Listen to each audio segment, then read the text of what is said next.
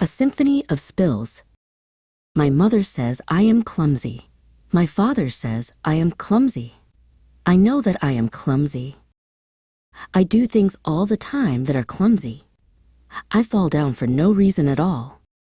If there is a crack in the sidewalk, I will be sure to trip on it and fall down. When I carry a plate of food in the cafeteria, I almost always either drop it or bump into someone with it. I don't try to do these things, it just happens. When I drink juice, I miss my mouth and get juice all over my shirt. I always have something spilled on my clothes. Last week, I opened a jar of peanut butter. The jar flew out of my hands and landed upside down on the floor. Yesterday, I knocked over the sugar bowl. There was a big sticky mess on the floor. I bump my head when I get into the car.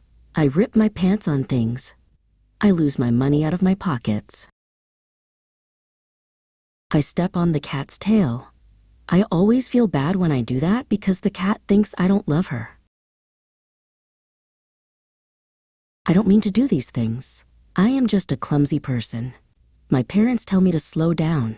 Maybe it's just a stage that I am going through.